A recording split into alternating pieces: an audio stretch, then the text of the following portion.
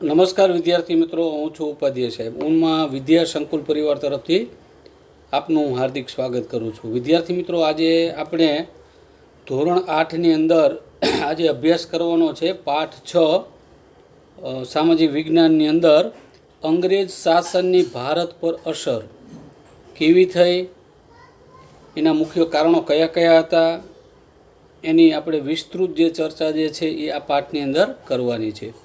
વિદ્યાર્થી મિત્રો, જ્યારે આ પાઠ તમે સાંભળતા હોય વિડીયોની અંદર, તો ખાસ કરીને વિદ્યાર્થી મિત્રો તમે પાઠ્યપુસ્તક જે છે એ તમારી બાજુની અંદર રાખજો, એટલે શું થાય, તમને મજા આવે. બરાબર. હવે આ પાઠની અંદર આપણે આગળના પાઠની અંદર જોયું હતું કે વેપાર અર્થે આવેલા અંગ્રેજો જે છે એ શાસકો બની જાય છે અને ધીમે ધીમે આખા ભારત દેશ ઉપર એ શું કરે છે, રાજ્ય કરવા લાગે છે. બરાબર. અને એમની સ્વાર્થ નીતિ હતી એ પણ આપણે જોયું હતું કે ભારતના ભોગે ઇંગ્લેન્ડને સમૃદ્ધ કરવાની એમની શું હતી, ભાવના હતી. બરાબર વિદ્યાર્થી મિત્રો, એ પણ આપણે જોયું હતું. હવે આ પાઠની અંદર એ લોકો શાસન દરમિયાન ભારત પર એની અસર કેવી રહી, સારી રહી કે ખરાબ રહી, એની ચર્ચા જે છે એ આ પાઠની અંદર કરવાની છે. હવે અરુણા વહેલી સવારે ધ્યાનથી સમાચાર પત્ર વાંચતી હતી ત્યારે તેની પુત્રી પૂર્વા બાજુમાં બેસીને ગૃહ કાર્ય કરતી હતી. એટલે વહેલી સવારે અરુણાબેન જે છે એ ધ્યાનથી સમાચાર પત્ર એટલે આપણા ઘરે જે છાપા આવે વિદ્યાર્થી મિત્રો, એ વાંચતા હતા અને બાજુમાં એમની દીકરી, એનું નામ છે પૂર્વા, એ બાજુની અંદર બેઠી બેઠી ગૃહ કાર્ય એટલે લેસન કરતી હતી. અરુણા મોટેથી વાંચતા બોલી, લિબિયામાં ક્રાંતિ. આ સાંભળી પૂર્વાએ પ્રશ્ન કર્યો, મમ્મી, લોકો શા માટે ક્રાંતિ કરે છે? અરુણાએ જવાબ આપ્યો, જો બેટા, લોકોની જરૂરિયાત ન સંતોષાય અને લોકો આર્થિક રીતે પાયમાલ બને તો ક્રાંતિ તરફ વળે છે. એટલે જોશથી અરુણાબેન બોલી ગયા કે લિબિયામાં ક્રાંતિ. એટલે તરત જ પૂર્વાએ મમ્મીને પ્રશ્ન કર્યો કે મમ્મી, આ ક્રાંતિ એટલે શું? ક્રાંતિ થવાનું કારણ શું હોય છે? એટલે આ પ્રશ્ન કર્યો. એટલે તરત જે એના મમ્મી સરસ મજાનો જવાબ આપે છે અરુણાબેન પોતાની દીકરી પૂર્વાને કે બેટા, લોકોની જરૂરિયાત સંતોષાય નહીં અને આર્થિક રીતે લોકો પાયમાલ બને એટલે ક્રાંતિ થાય છે, ક્રાંતિનું સર્જન થાય છે. બરાબર. આપણા દેશમાં અંગ્રેજ શાસન સમયે ભારતમાં લોકોની પરિસ્થિતિ બહુ જ કંગાળ બની ગઈ હતી. ત્યારે આવું જ થયું હતું. ચાલ તને હું તે સમયની ભારતીય જીવનની વાત કરું.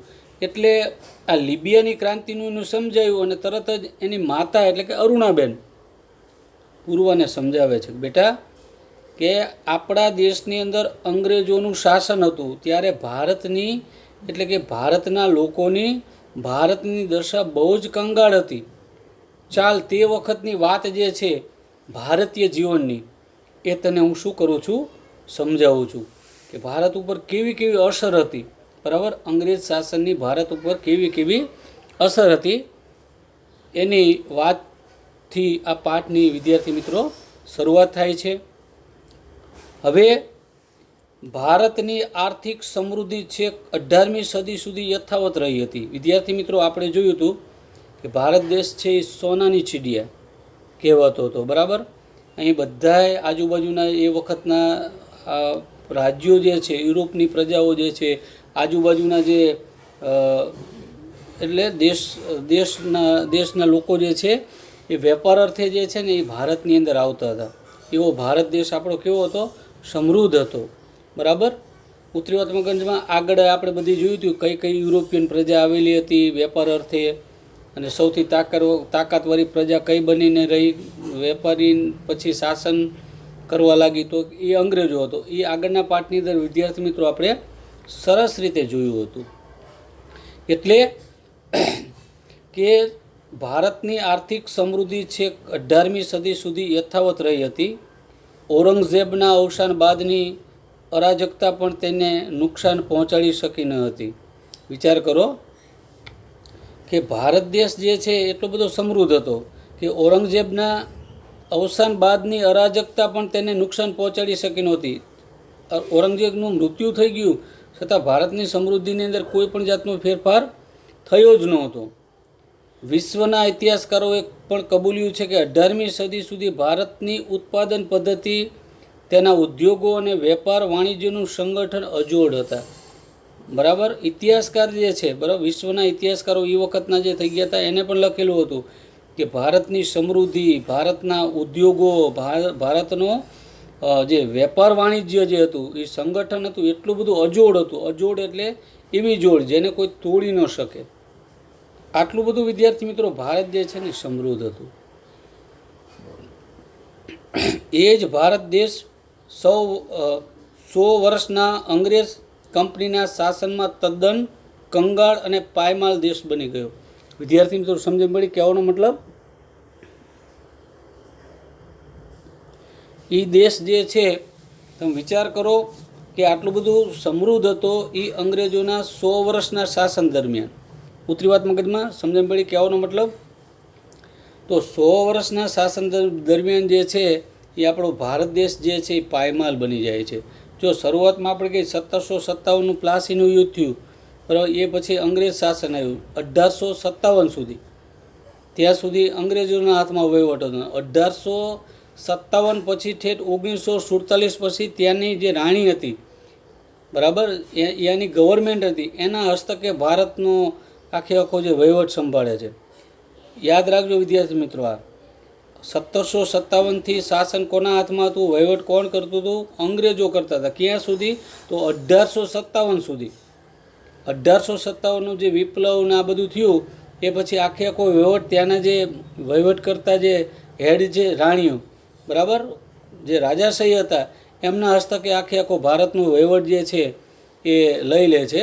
અહીંયા અંગ્રેજો સંભાળતા હોય છે પણ વહીવટ મેન કોણ હતું? પછી ત્યાંની રાણી, બરાબર, એલિઝાબેથ જે છે, અને એના જે રાજકીય બધા વારસદારો છે એના હસ્તકે ભારતનો વહીવટ આવી ગયો હતો. તો અંગ્રેજો શાસનથી ભારત જે છે વિદ્યાર્થી મિત્રો એ પાયમાલ બની જાય છે. ઉતરી વાત મગજમાં?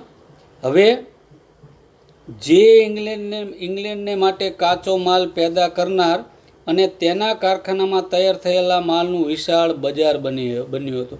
બહુ સરસ મજાનું વાક્ય છે. હવે શું થતું હતું? અહીંથી કાચો માલ જે છે સસ્તા ભાવે ઇંગ્લેન્ડ ક્યાં લઈ જતા હતા? અંગ્રેજો જતા લેવાવાળા. એટલે કાચો માલ આપણો જે થતો હતો એ બધો જ કાચો માલ જે છે એ સસ્તા ભાવે, બરાબર, અને અંગ્રેજોને એ નિયમ હતો કે અંગ્રેજોના જે વેપારી હતા એને આવક જાવક, અહીંથી કાચો માલ લેતો એનો ટેક્સ ઓછો, અને અંગ્રેજો બહારથી કાચો માલ લાવે તો પણ ટેક્સ ઓછો, તૈયાર માલ વેચવા માટે ભારતમાં આવે તો પણ ટેક્સ ઓછો, બરાબર. એટલે અંગ્રેજોની આ નીતિ હતી ને ભારતને આવક અને જાવક બેમાં નુકસાન થતું હતું. ભારતને અહીંથી કાચો માલ જે છે બહાર વેચવો હોય તો ટેક્સ વધારે થતો હતો, બહારથી મગાવવો હોય તો વધારે ટેક્સ થતો હતો, અહીંથી પાકો માલ તૈયાર થઈને બહારના દેશોની અંદર વેચાણ થતું હતું તો એના ઉપર ટેક્સ કેવો હતો વિદ્યાર્થી મિત્રો? વધારે હતો.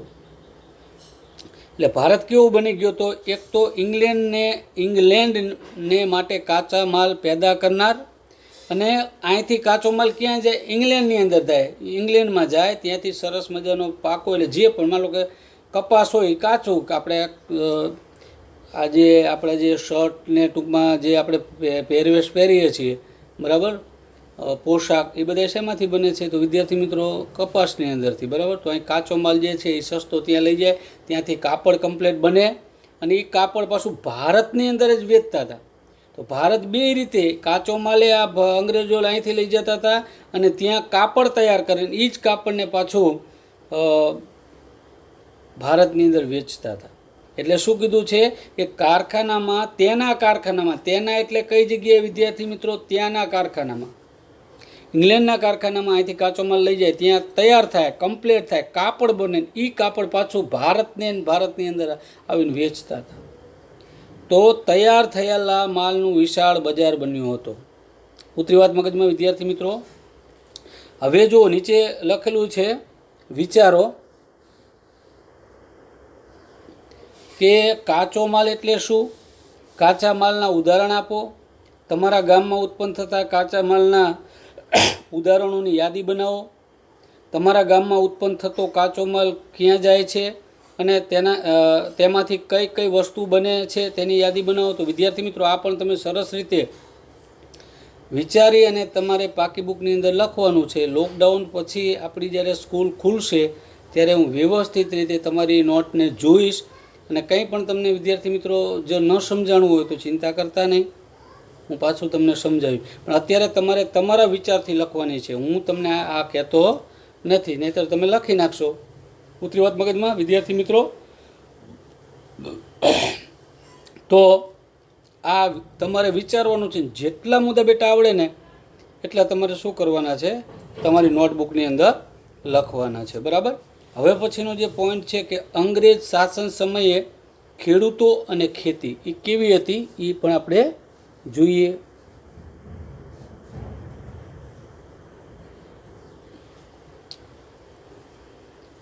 અંગ્રેજ શાસન સમયે ખેડૂતો અને ખેતી. બંગાળ, બિહાર અને ઓડિશાની દીવાની સત્તા મેળવ્યા પછી, દીવાની સત્તા એટલે મહેસૂલ ઉઘરાવવાની સત્તા, ઉતરી વાત મગજમાં, કર નાખેલા હતા. આ પણ આપણે આગળ જોયું હતું, આગળના પાઠની અંદર આની પણ આપણે ચર્ચા કરેલી હતી. તો શું કીધું છે કે બંગાળ, બિહાર અને ઓડિશાની દીવાની સત્તા મેળવ્યા પછી અંગ્રેજોને પોતાની આવક વધારવાનું એક વિશાળ ક્ષેત્ર મળી ગયું હતું. ટેક્સ મહેસૂલ લગાવી હતી. કોઈ પણ વસ્તુ હોય એના ઉપર શું આવે? ટેક્સ. અત્યારે કેમ જીએસટી જે છે એ જ રીતે એ વખતે ટેક્સ અંગ્રેજોએ આપણા કાચો માલ અને તૈયાર થયેલા માલ ઉપર ટેક્સ નાખતા હતા. એટલે એને આવકનું પણ સાધન મળી ગયું હતું. અને 1757 પ્લાસીનું યુદ્ધ ને બક્સરનું યુદ્ધ 1764માં થયું. આ પછી એના હાથમાં આવી ગયું હતું. એ પણ આપણે આગળ જોયું હતું. દીવાની સત્તા. દીવાની સત્તા એટલે શું છે? મહેસૂલ ઉઘરાવવાની સત્તા. ઉતરી વાત મગજમાં? ખેડૂત વર્ગ અને ખેતીવાડીના ભોગે તેઓ વધારેમાં વધારે મહેસૂલ ઉઘરાવવા લાગ્યા. ખેતી ઉપર પણ એમણે એવો ટેક્સ ચાલુ કરી દીધો હતો.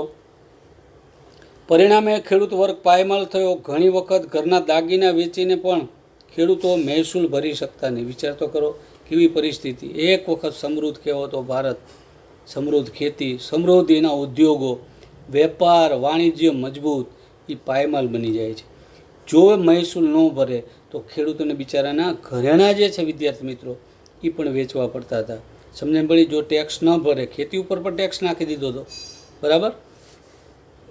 તો ઘરેણાં જે છે એ પણ દાગીના વેચીને પણ ખેડૂતો મહેસૂલ ભરી શકતા નહીં. પરિણામે તેમની જમીન વેચી નાખવામાં આવતી. ખેડૂતોની ઘણી ખરી જમીન દેવામાં ડૂબી જતી. કેટલાક ખેડૂતો સાહુકારોની ભારે વ્યાજ પ્રથાનો ભોગ બની પાયમાલ થઈ ગયા હતા. દાગીના બિચારા વેચી દીધા હતા. સાહુકાર એટલે જેની પાસે જમીન હતી, જેની પાસે વેપાર હતો, જે એ વખતનો જે પૈસાદાર હતો, એ વર્ગને શું કહેવામાં આવતો વિદ્યાર્થી મિત્રો? સાહુકાર. તો એની પાસેથી વ્યાજે પૈસા લઈ અને મહેસૂલ ભરતા હતા. અને કેટલાય પોતાની જમીન જે છે ને એ પણ શું કર્યું હતું વિદ્યાર્થી મિત્રો? વેચી નાખવી પડી હતી. એટલી કરુણ દશા હતી એ વખતે અંગ્રેજોના શાસનની અંદર. ખેડૂતોની કરુણ દશા હતી વિદ્યાર્થી મિત્રો. હવે જુઓ તમે, તેમાં ઈસવીસન 1770માં બંગાળમાં દારૂણ દુષ્કાળ પડ્યો. 1770ની અંદર ભૂખમરાના કારણે લાખો લોકો મરી ગયા. કોર્ન વોલિસ નામના ગવર્નર જનરલે કાયમી જમાબંધી નામની મહેસૂલ પદ્ધતિ અમલમાં મૂકી કે તમારે ફરજિયાત ભરવાની છે, હોય કે ન હોય, કાયમી. આ યાદ રાખજો. આ પોઈન્ટ જે છે એ પણ તમે તમારી પાકી બુકની અંદર નોંધ કરજો વિદ્યાર્થી મિત્રો.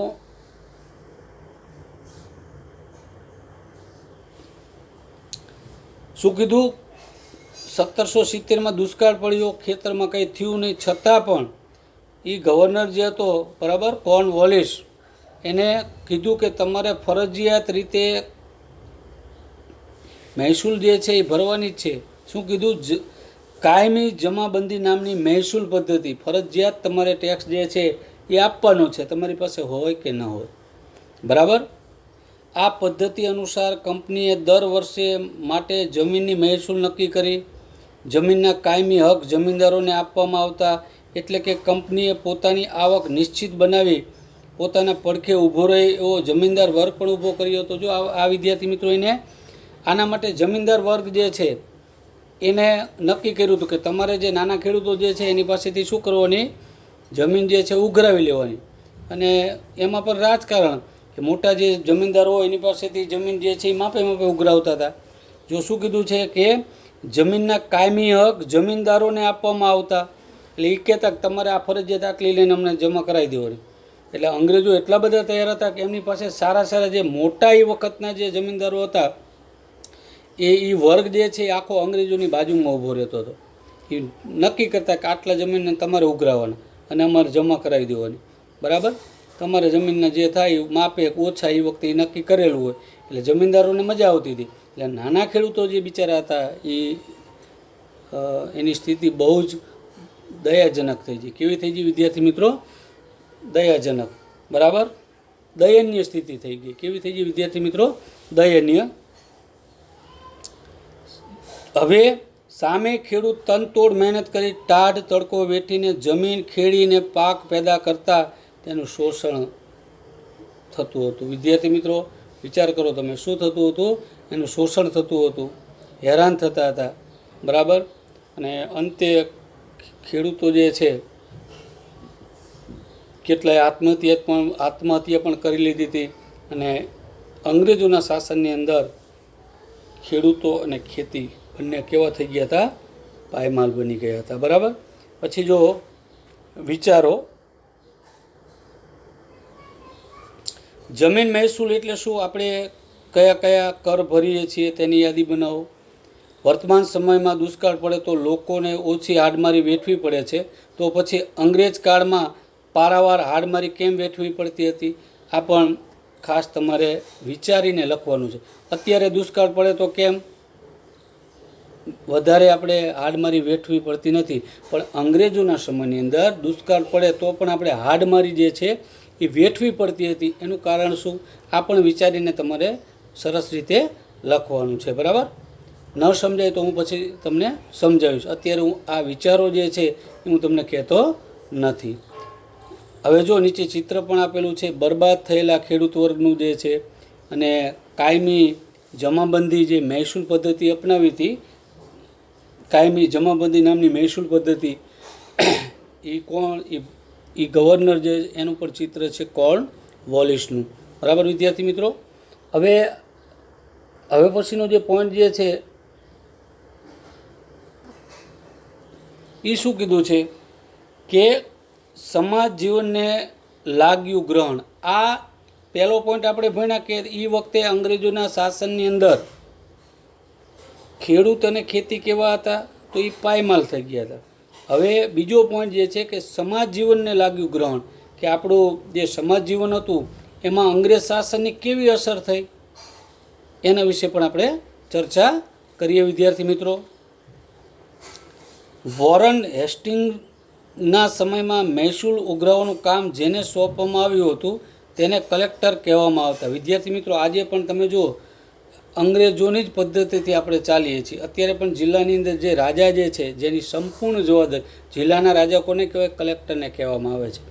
કલેક્ટરના નીચે જ આ બધા જ જિલ્લાની અંદર જેટલા બધા વહીવટી ઓફિસો જે છે જેટલી, એ બધી તમામની જવાબદારી કોના અંડરમાં આવે છે? કલેક્ટરના નીચે જ આવે છે. તો એ વખતે કોર્નવોલિસ પછી વોરન હેસ્ટિંગે એ વખતે મહેસૂલ ઉઘરાવવાનું કામ કોને સોંપ્યું હતું વિદ્યાર્થી મિત્રો? કલેક્ટરને સોંપવામાં આવેલું હતું. બરાબર, એને કલેક્ટર કહેવામાં આવતા હતા. તેઓ ન્યાયાધીશનું કામ પણ કરતા. અંગ્રેજી રાજ્યતંત્રના આવા વહીવટથી આપણા દેશની પુરાણી ગ્રામ સ્વરાજની પ્રથા નાશ પામી. વિચાર કરો, બહુ સમજવા જેવો પ્રશ્ન છે કે પહેલાં આપણે કોઈ પણ જાતના ઝઘડાને એવું કાંઈ થતું ને તો ગામની અંદર જે આપણા વડીલો હોય, બરાબર, જે પંચો હોય, આપણે કહીએ ને પંચ ત્યાં પરમેશ્વર, જે ગામના પંચો અને જે વડીલો હોય ને ગામની અંદર ઝઘડા થતા તો ત્યાં જ તેનો નિકાલ લાવી દેતા હતા. પણ અંગ્રેજોએ કલેક્ટરને મહેસૂલ ઉઘરાવવાની સાથે સાથે ન્યાયાધીશે બનાવી દીધા હતા. તો એ અમુક વસ્તુ જે નહોતી ગમતી આ તે, તો એ પણ એમાં ચંચુપાત કરતા હતા. આવું જ કરવું જોઈએ તમારે. તો આપણી જે સ્વરાજ્યની જે ગામની અંદર ગામનો વાત ગામમાં જ રહે એ વસ્તુ નાશ પામી. અને અંગ્રેજો પણ એ સમાજ જીવનમાં આપણા જીવનની અંદર દખલ કરવાનું ચાલુ કરી દીધેલું. એટલે આપણા જે જૂના વડીલો છે એને આ ગમતું નહોતું, કારણ કે ગામની અંદર કોઈ પણ જાતનું તોફાન થાય, માથાકૂટ થાય, સારું કામ હોય, નરસું કામ હોય, બધી જવાબદારી ગામના જે આગેવાનો હતા, જે ગામના વડીલો હતા, એ જ કાર્ય કરતા હતા. તો એનું કાર્ય જે હતું સારી બાબત, એ શું કર્યું કે સારી હોય કે ખરાબ હોય, એ આ ન્યાયાધીશ એટલે કલેક્ટર, અંગ્રેજો જેને નિમેલા કલેક્ટર વ્યક્તિ, બરાબર, અંગ્રેજો તરફથી જે નિમેલા વ્યક્તિ એને સોંપી દીધું હતું. હવે જૂના વખતમાં દરેક ગામ એક નાના પ્રજાસત્તાક જેવું હતું. પ્રજાસત્તાક એટલે પોતાનો નિર્ણય પોતે જાતે લઈ શકે, એને કોઈની જરૂર ન પડે. કોઈ પણ જગ્યાએ કોઈ જે ન્યાય થતો હોય, અન્યાય થતો, જે પણ કાંઈ થતો હોય, ગામના મેં કીધું ને વડીલો જે હતા એ જ નક્કી કરતા હતા. તમને ખબર વડલો હોય કે ગ્રામ પંચાયતનો મંદિરો, રામજી મંદિર, અહીંયા બધી ગ્રામ સભા ભેગી થાય, કંઈ તકલીફ પડી હોય તો સાંભળે, પણ જે સાચો ન્યાય હોય એ ગામના લોકો, જે આગેવાનો પંચ હતા એ કરતા હતા. એટલે એ વખતે જૂના વખતે ગામ જે છે વિદ્યાર્થી મિત્રો કેવું હતું? પ્રજાસત્તાક હતું. પોતાનો નિર્ણય પોતે લઈ શકતા હતા, બરાબર. ગ્રામ પંચાયતો જ ગામડાનો બધો વહીવટ સંભાળતી. દેશની કરોડરજ્જુ જેવી એક ગ્રામ સ્વરાજની સંસ્થા હતી. ધ્યાન રાખજો, સ્વરાજ્ય સંસ્થા હતી. ગામનો જે વહીવટ જે હતી ગ્રામ પંચાયત કરતી, અંદર સરપંચ હોય, બરાબર. બહારના આક્રમણો વખતે અને સલ્તનત શાસન વ્યવસ્થા વખતે પણ આપણી ગ્રામ સ્વરાજ સંસ્થાઓ અડગ ઊભી હતી. આટલા યુદ્ધ થયા, આટલું બધી મગજમારી થઈ, આટલા શાસનો આવ્યા અલગ અલગ, છતાં આપણી ગ્રામ સ્વરાજ્ય સંસ્થા જે છે અડગ હતી, બરાબર. અંગ્રેજોએ શરૂ કરેલી આ નવી શાસન પદ્ધતિ એ સંસ્થા નાશ પામી. વિચાર કરો, આપણા ભારત દેશ ઉપર કેટલા બધા મોગલોએ શાસન કર્યું છે. આ યુરોપિયન પ્રજાએ આગળ એ બધી તગલક વંશને, લોધી વંશને, સૈયદ વંશને, ઉત્તરી વાત મગજમાં ગુલામ વંશને, એ તમે વિદ્યાર્થી મિત્રો જોયું હશે. પણ છતાં પણ જે આપણી ગ્રામની ગ્રામ સભા હતી, આપણી ગ્રામ પંચાયત હતી, આપણી સ્વરાજની જે સંસ્થા હતી એ અડગ હતી. પણ અંગ્રેજોએ આ શાસન પદ્ધતિ, અંગ્રેજોની આ શાસન પદ્ધતિની આ નવી જે પદ્ધતિ જે છે, બરાબર, કે ગામમાં કંઈ પણ હવે મગજમારી કે કંઈ પણ થાય તો એ ગામના લોકો એનો ન્યાય નહીં કરે, પણ જે આ કલેક્ટર, જે નિમેલા જે પ્રતિનિધિ છે અંગ્રેજોની, એની જવાબદારી બનતી હતી. ઉતરી વાત મગજમાં વિદ્યાર્થી મિત્રો. હવે કંપની સરકારે સામાજિક સુધારણાની જે રીત અપનાવી હતી તેણે લોકોમાં ભય ઊભો કર્યો. લોકોને લાગ્યું કે કંપની સરકાર ઈરાદાપૂર્વક ખ્રિસ્તી ધર્મ અંગીકાર કરાવી ભારતના ધર્મ અને સંસ્કૃતિનો નાશ કરવા માંગે છે. એટલે એ આપણા સામાજિક જે આપણા તહેવારો છે એમાં પણ મગજમારી થવા લાગી થોડી વખતે. એટલે આપણા જે વડીલો હતા, જે રૂઢિચુસ્ત લોકો હતા, એને એમ લાગ્યું કે હવે આ લોકો ખ્રિસ્તી ધર્મ જે છે એનો ફેલાવો કરવા માગે છે અને આપણી ભારતીય સંસ્કૃતિ જે છે એનો નાશ કરવા માગે છે. આપણા જે વડીલો એ વખતના આવું વિચારવાનું ચાલુ કરી દીધું, બરાબર.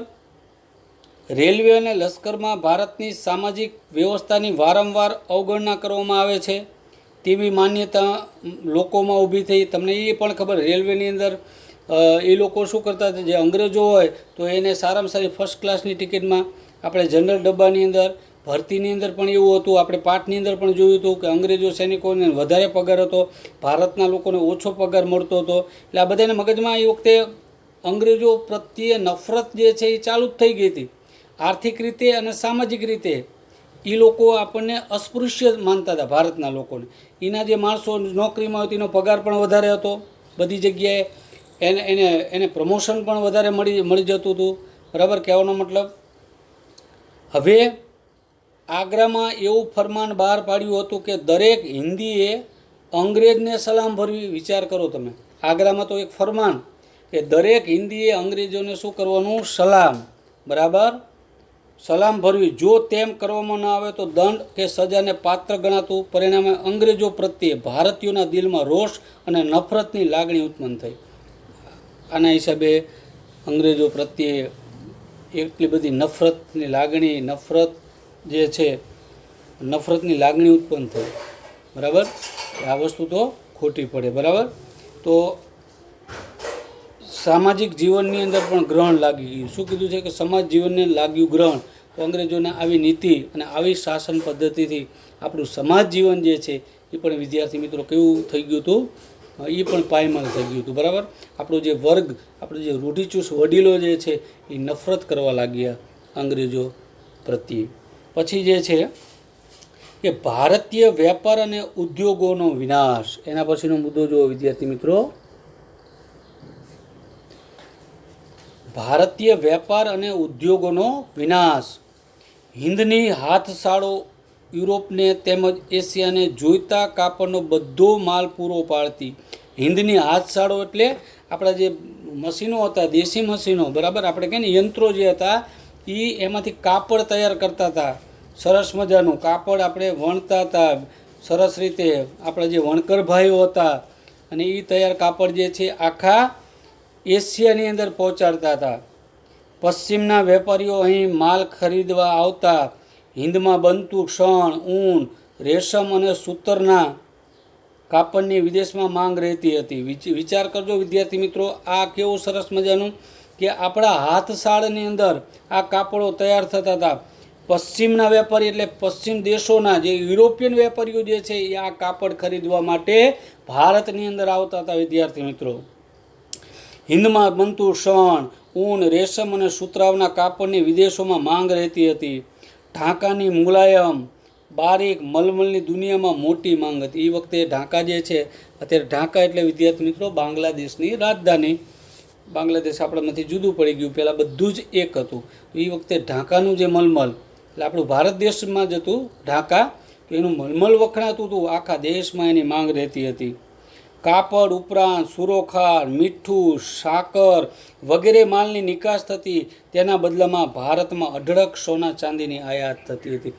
વિચાર કરજો, આપણે આ બધી માલ વેચતા હતા, એના બદલામાં આપણે શું મળતું હતું? સોનું અને ચાંદી. બરાબર, ઉતરી વાત મગજમાં વિદ્યાર્થી મિત્રો.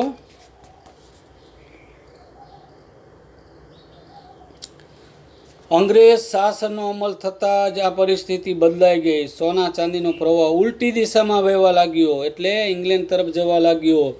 ઔદ્યોગિક ક્રાંતિની શરૂઆતમાં અંગ્રેજો એકલા બંગાળમાંથી જ આજના હિસાબે ગણીએ તો 500 કરોડ રૂપિયા માત્ર 2 દાયકાના શાસનમાં ઉપાડી ગયા હતા. વિચાર કરો, આખા દેશમાંથી કેટલી સંપત્તિ અંગ્રેજો એકત્ર કરી હશે. વિચાર કરો વિદ્યાર્થી મિત્રો, બરાબર, સમજવા જેવું છે. તમે વિચાર તો કરો, ખાલી 2 દાયકાની અંદર બંગાળમાંથી 500 કરોડ એ લઈને ઇંગ્લેન્ડ ભેગા કરી દીધા હતા. આ તો ખાલી બંગાળ પૂરતા જ. તો આખા દેશમાંથી કેટલા રૂપિયા લઈ ગયા હશે એ વિચારવા જેવું છે. બરાબર, આટલું જાણો. તમારા દાદા દાદી પાસેથી માહિતી મેળવો કે આજે લાખો અને કરોડો રૂપિયાની વાત કરવામાં નવાઈ નથી, પણ આજથી 50 વર્ષ પહેલાં 1000 રૂપિયાની કિંમત શું હતી, કેમ રૂપિયાની કિંમત ઘટી ગઈ. રૂપિયો ગાડાના પૈડા જેવો હતો, કેમ? બરાબર, એ વખતે આપણો રૂપિયો પણ મોટો હતો, આ રૂપિયો કેમ ઘટી ગયો? બરાબર, એ પણ તમારે તમારા દાદા કે દાદીને કે તમારા પપ્પાને જે છે વિદ્યાર્થી મિત્રો શું કરજો, પૂછી લેજો કે આનું કારણ શું પપ્પા. એ વખતે રૂપિયો આપણો મોટો હતો, ગાડાના પૈડા જેવો, એટલે એવડો મોટો રૂપિયો કે લઈને જવાનું નહોતું કંઈ વસ્તુ લેવા. એ તો આપણું ગુજરાતી ભાષાની અંદર આપણે રૂઢિપ્રયોગ છે કે રૂપિયો એ વખતે ગાડાના પૈડા જેવો હતો, એટલે મોટો હતો. આપણો રૂપિયો કેવો ગણાતો હતો? મોટો ગણાતો હતો. પણ એ કઈ રીતે શું કરવા એ તમારે તમારા મમ્મી પપ્પા દાદા દાદીને ખાસ કરીને શું કરવાનું છે? પૂછવાનું છે. બરાબર વિદ્યાર્થી મિત્રો, હવે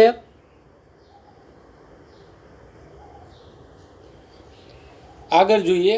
ભારતમાં ઉત્પન્ન થતો કાચો માલ અને ભારતમાંથી એકત્ર કરેલ રૂપિયાની મદદથી અંગ્રેજો ઇંગ્લેન્ડમાં ઉદ્યોગ ધંધા વિકસાવવા લાગ્યા. અહીંથી બધી વસ્તુ જે છે ઢળતા ગયા, લેતા ગયા, અને ત્યાં ઇંગ્લેન્ડને શું કર્યું? સમૃદ્ધ કરતા ગયા. તેમના કારખાનામાં ધમધમવા લાગ્યા. ઇંગ્લેન્ડમાં બનતો માલ ભારતમાં જકાત વગર આવતો. ઉતરી વાત મગજમાં. ત્યાંના વેપારીઓ, અંગ્રેજ વેપારી જ્યારે ભારતમાં માલ લઈને આવે તો એને જકાત લાગતી નહીં, એને ટેક્સ લાગતો નહીં. મેં આગળ જ તમને કીધું. જ્યારે હિંદના કાપડ પર 80% સુધીની જકાત નાખી હતી. 80%. તમે વિચાર તો કરો, કેટલી? 80% સુધીની જકાત નાખી હતી. 100 એ તમે જુઓ તો કેટલા રૂપિયા થાય? 8 રૂપિયા, બરાબર. 80% એટલે તમે જુઓ એટલી એને શું કરી હતી? જકાત નાખેલી હતી વિદ્યાર્થી મિત્રો, બરાબર. પરિણામે ભારતમાં ઉત્પન્ન થતો માલ ભારતમાં જ મોંઘો પડવા લાગ્યો. આપણો જે માલ હતો, આપણે મેં તમને આગળ જ કીધું હતું કે અહીંથી માલ બહાર આપણા ભારતના વેપારીઓ માલ બહાર મોકલે તો પણ ટેક્સ વધારે, બહારથી કાચો માલ કદાચ આયાત કરવો પડે તો પણ ટેક્સ વધારે, અને અંગ્રેજોને અહીંથી મોકલે તો પણ ટેક્સ માપે, બરાબર. અને ત્યાંથી ઇંગ્લેન્ડમાંથી તૈયાર થયેલો માલ પાછો ભારત જ વેપારનું કેન્દ્ર બની ગયો હતો, બજાર જ હતો, બરાબર. ભારત દેશ બજાર હતો, તૈયાર માલ એ અહીં વેચાતો હતો, તો એની કોઈ પણ જાતની જકાત નહીં, અને આપણી બે જકાત આવક અને જાવકમાં. આ હરીફાઈમાં ભારતીય હસ્ત ઉદ્યોગ અને ઉદ્યોગ ધંધા ચાલી શક્યા નહીં. આ અંગ્રેજ નીતિના કારણે કાપડ બનાવવાના, ધાતુઓના, કાચના, કાગળના, વાહનો બાંધવાના વગેરે આપણા અનેક હુનરો ઉદ્યોગો નાશ પામ્યા. લાખો કારીગરો બેકાર બન્યા. ધીમે ધીમે ભારતના ગ્રામ્ય કારીગરોની ગરીબાઈ વધવા લાગી. અહીંના જે બધા કારીગરો હતા જુદા જુદા ક્ષેત્રોના, એ બધા જ ધંધા પડી ભાંગે છે વિદ્યાર્થી મિત્રો. અને આપણો ભારતનો કારીગર જે છે એ શું બની જાય છે? ગરીબ બની જાય છે, બરાબર. જો તમે ચિત્ર પણ આપ્યું છે ભારતના ગૃહ ઉદ્યોગોની દુર્દશાનું, બરાબર. પછી વિચારો વર્તમાન સમયમાં ગ્રામ્ય કક્ષાએ કયા કયા ગૃહ ઉદ્યોગો જોવા મળે છે, એ પણ તમારે વિચાર કરીને સરસ રીતે પાકી બુકની અંદર લખવાનું છે. બસ વિદ્યાર્થી મિત્રો, આ પાઠ જે છે અહીં સુધી આપણે રાખીએ છીએ. આના પછીનો જે મુદ્દો જે છે સુધારાઓ તરફ શંકા, એના તરફ આપણે આગળ આ જ પાઠનો આગળ આપણે બીજા વિડીયોની અંદર અભ્યાસ કરશું. જય હિન્દ, જય ભારત.